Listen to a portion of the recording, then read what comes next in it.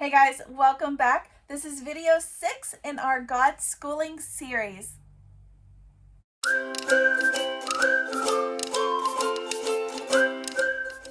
Alright guys, welcome back. I'm Laura Wilkie with Down Home with Lemon Pie, and I am excited you guys are joining me for Homeschool Fellowship Friday. And this is part of a series. This is video 6 in our book, Godschooling. We are going through, and I have been sharing with you guys all the good wisdom and information that I have been gaining from this book. I wanted to share it with you guys throughout. So if you are interested and if you missed a video, go back in the Homeschool Fellowship Friday playlist. They're all listed there, and the cover of the video has a picture of the book, so you can easily find them.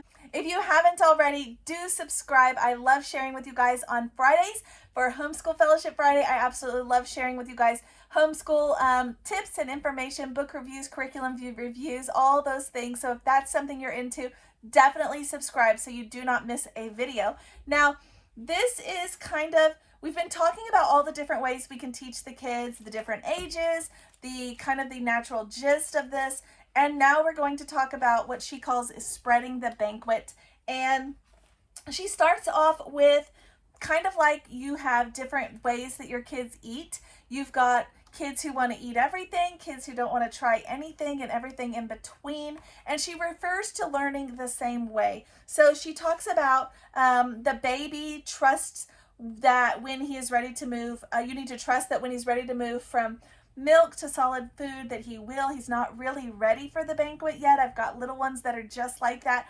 You've got the picky eater who is ready, but may become passionate about just one thing, may focus on one topic, or may dabble in a little bit of everything, but not really going too deep. Just not being afraid of the way that your children are growing and learning. And that is so pertinent, because there are so many things that we start to question. Am I doing it right? They're not even this, they're not that. And even I do that, guys. And she reminds us that we just need to trust the system, trust that God ultimately is going to carry our children. So what does she say? Continually present different things. Take them out to museums, leave books from the library out, things that they're interested in, pick those books out for them specifically. We're not just going to turn them loose and let them just hope for the best. We're going to be guiding them and sending them things, and leaving things available for them, and things that they're interested in, and helping them to find those passions. And if you watched my Monday video with my book outlet haul, I told you guys that I've got some kiddos that aren't really interested in chapter books. They just don't really want to read that much. It's a little intimidating for them still, and that's okay. So I am finding other ways to dive into their interests, but without chapter books. So go back to that video if you missed it. I showed you some books that we are looking into and that I'm going to be having available. Being a constant trust, a constant availability, or available parent that is, I've noticed that you're interested in this. Would you like to learn more about it? That kind of thing. I have one that loves cooking, so we are doing a lot of cooking. She always wants to help me. I have one that loves just reading everything. I have one that's into sci-fi. I have lots of kids that are into lots of different things. If you don't already know, I am a homeschool mama of 7. And just remembering to continue.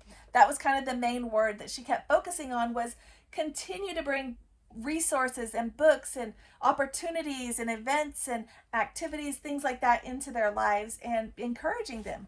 So then you have the I want it my way. This is the learner who wants to plan the banquet, done to their specifications. That is probably a very wise way to go. I did this one year with one of my daughters. She just was kind of struggling in school, and I just let her plan our subjects for that year.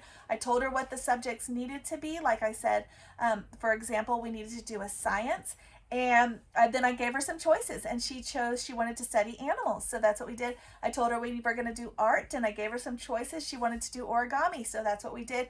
But I let her choose what we were going to focus on, and it went beautifully. She was interested every time those subjects came up. She was more interested in those, the ones that she had selected, than the ones that I had just given her. And the reason I did that was because I really wanted us to focus on reading, learning to read at that time, and I wanted everything else to just be light and easy for her, and it was. But that's also one of the years that she really bloomed and blossomed, and maybe we should go back to that. So the My Way learner thinks that they know all about something after minimal exposure. You probably know one of those. But just gently showing them that there's a little bit more each time that they can learn, a little bit more, another idea, another side of the story, or a side of this area, or whatever. Now then you've got the eat anything. This is my oldest. She will learn anything. She's interested in everything. She literally is also the eat anything child who will eat everything that I present to her. And but it says that sometimes they are not motivated to plan their own. She would probably totally plan her own, though, at the same time. So I think there is some it's not all black and white. There is some gray area between these, but she's just giving you ideas of how to recognize in your children what kinds of things that you can present to them and how. And then she tells us, this is so important. I remember learning this as a new mom, and it's so important because it works in school too. We cannot force them to eat, or the food will lose its flavor, is what she says. Understanding what type of learner we have in our homes is important to understanding how to spread the banquet for them. Our legacy will be their ability to spread their own feasts for themselves and others. They need to develop empowerment, initiative, a sense of confidence, competence. If they have difficulty making choices, then sometimes they might just choose to go hungry, and that's not a good choice. So we just need to show them that they can get there. And I do have kiddos that don't really think they're interested in anything. I even talked about this in another video. I thought that was me, and growing up, but there are other things you can do. The next chapter, she talks about it. You can ultimately always have prayer in the front of all of that. She does say throw out the curriculum catalogs, homeschool magazines, and related publications. I don't really agree with that because there's so much rich information, but what I think she's trying to say is don't make the curriculum your Bible. Does that make sense? Don't make the curriculum like the end all be all. If it says you need to read these 6 books and you have to read those 6 books, you can't substitute. I am constantly doing that in my curriculums. Even when we're using a curriculum, which we're not right now, but when we are, I am constantly, that book's not really right for the ages that I have. That one's not really right for our interests, and I'm swapping them. We have read lots of books in the past that were bad, and they were recommended by the curriculums. And after I got halfway through, we've even put them down halfway through. And after I've gotten through them or halfway through, I'm like, this was a terrible choice, but maybe it's right for somebody. It has to be if it's recommended. So it's just not right for us. And I did talk about that. I did this in several years back in different curriculum videos. If you've watched my other curriculum videos, you've probably noticed that when we did Exploring Countries and Cultures, I replaced almost every single read aloud in that curriculum because they just weren't the right ages for the kids that I had. And again, when we did Creation to the Greeks with My Father's World, I did some of theirs, but some of them I replaced because we just weren't interested in some of those topics. And so the same thing goes. I think when I create curriculums, I'll do a video on this soon, but when I create curriculums, I have certain resources that I kind of rely on as far as picking and choosing what I'm going to add or create or whatever. And that's what I did for this school year that we're in currently. We're going to do something a little bit different next school year, and I'll talk about that again in a different video as well. But yeah, just not making that the end all be all. Just because it says, or it's in a homeschool book, or it's in a homeschool magazine or whatever, does not mean that it is good. It doesn't even mean that it's the best. So anyways, just being aware of that. This one is one that's really hard for me, and it's because it's something that I actually struggle with, and it is play with your children. If you don't already, play with them. And I struggle with that because I feel like I'm doing so many other things that I don't really have time for that, if that makes sense. So I do have to set stuff down and do a tea party with my 4-year-old, or play cars and trucks with my other 4-year-old. I have 4-year-old twins, boy, girl. And, you know, we sometimes will do things in the evening with the bigger kids because the little ones are all in bed and it's just easier then.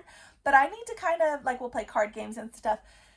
But for me to actually sit down with the little ones and play is a little challenging because I'm constantly thinking, oh, I need to get lunch started. I need to get dinner started. I need to rotate the laundry. I need to do this. I need to do that.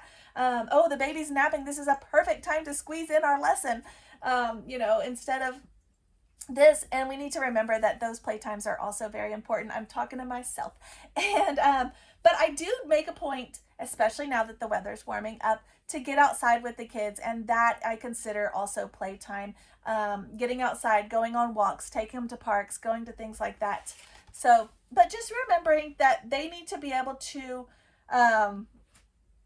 trust that you can have a good time with them without you always sliding in a lesson. Okay, I talked about that in another video recently that was related to the Godschooling video.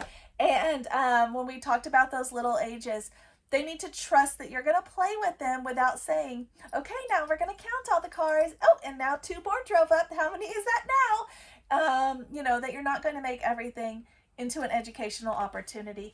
Find like-minded friends. This is so important. I have lots of like-minded friends, and some of them we don't even live close to, but you know, we live in an age where we can text, and I absolutely love that I can text or shoot a little message to one of my friends and that I know understands where I'm coming from or understands what we're going through. And so that is super important. And just living a full life. She talks about, you know, seeking the things that they're going to need. That is kind of a compilation of this whole series, if you've been following along, and not just teaching what the school districts say is important for our kids to know. There's so many things.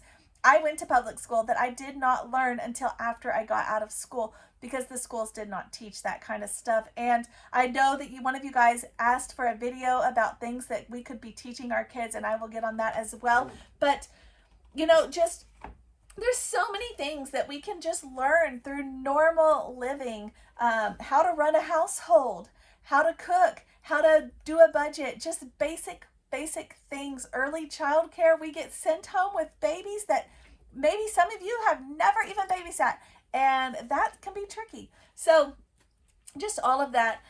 Trusting your kids, instructing them through relationships, in, you know, encouraging and teaching them about God all throughout, and trusting when they tell you, hey, I want to know about this, run with that. And, you know, if they will find things they're interested in, and take those things that they're interested in and run with them. Make them their fun lessons. So there is also that. Now, at the end of this book, she does have a Q&A section. So if there's been something that you missed or didn't understand or had a question about, it might be in the Q&A section. So there may be a question here if you needed to look at that. And then she talks about record keeping and structure. Some of you guys live in a state that requires you to have a portfolio or a record of their schooling, and she covers that for you guys. It's not just flying by the seat of your pants the whole time. She shows ways that you can do a scrapbooking notebook. She talks about, you know, if they're taking like field trips and things, or if you're learning in a more hands-on manner, you know, taking pictures, having brochures, postcards, letters, different paraphernalia you may pick up along the way. Put it into a scrapbook, and that can be one of their projects as well. Do a journal. I've talked about a journal in the past, especially a reverse journal is what I call it, where you don't necessarily write down what you're going to accomplish for your homeschool in your homeschool record. You do it reverse. You write down what you did accomplish. So instead of saying, you know, we're going to read this book chapter 3 and we're going to do this lesson chapter 4 and whatever, maybe it looks a little different and it's the things that you actually did do. not necessarily a list of things that you wanted to do and get to, or struggled through or cried through because there was so many things that you had to get done, so you just felt like you all, needed to rush through it or whatever.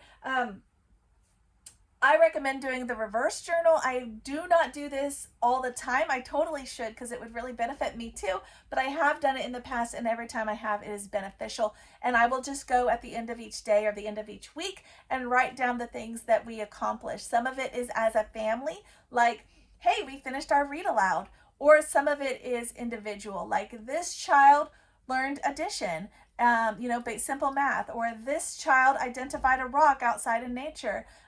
It might be things like that. Either way, writing it down so that it's like I don't know. To me, it was more efficient because I felt like I didn't have all these things that I had to live up to but couldn't. I wasn't stressing all day long to get these things done, but I could look back and see the things that we did get done. These kids helped with dinner, and this happened, and this kid learned this or whatever. And when you start doing it, you'll start seeing all the things that you kind of feel like you're missing, and then you'll realize how full your days are. So yeah, you could do a journal that way. You could also do portfolio keeping. She also talks about a family web page. How fun would that be? Keeping a family web page, and also a great way to stay in touch with your family members who might be far away. Reading lists, of course. When your kiddos finish a book, let them write it down and keep a little tally of how many books they're reading. That would be fantastic. There is, on the Simply Charlotte Mason website, she says, an easy to use system to track what you're reading and doing, and print reports. There is a fee, she says, that's associated with that. I have not looked into that, but I might want to. Homeschooltracker.com, she says, or homeschoolsolutions.com, record keeping systems that are available to you guys. She does talk about being organized, planning, and predictable routines. Who doesn't need to be more organized and have a more predictable routine? I'm just saying. But that does definitely keep our kids, that's what they strive with. So that is definitely important. And, that's what I kind of do. When I was talking about that reverse journal, I'll put in what maybe some of the subjects are that I want us to definitely focus on, but then I won't necessarily always put in what they are, what the activity was, because sometimes I need to plug it in after the fact. Does this even make sense? Let me know in the comments if you guys are understanding and if you've used this system, if it has helped for you. I may need to make another video on how to do that more clearly, but definitely would be helpful. So she does talk about that, and then that's kind of the end of the book, guys. She talks about some concluding remarks, encouraging you in the Lord to seek his wisdom as you are homeschooling and training your kids. And this is not going to be the last video in this series, because I guess kind of technically it is, but not really. I want to show you guys how we're going to change our homeschool in the future, next year. What we're going to do different, what things we've already put into place in our own home, and what things I'm going to take from this book and run with. Not everything in this book am I going to put into place in our home, because not all of it is going to be a good fit for us. But a lot of it is. A lot of it's great. A lot of it is very wise, and we've already started putting some of it into play in our home, like I said, and we've seen positive results. So that is part of what I'm going to look at, and I'm going to talk about with that next week, guys. So stay tuned. If you have not already, definitely subscribe. I would love for you guys to share the videos and like and leave me a comment, because I'd like to know what you think about it. I know a lot of you have been buying this book. You're telling me, and you're reading it, and you're enjoying it. Yeah, keep telling me that, because I want to know what you guys are putting into play in your home as well. So thanks, guys, for watching and for joining me for Homeschool Fellowship Friday. I will see you guys next time.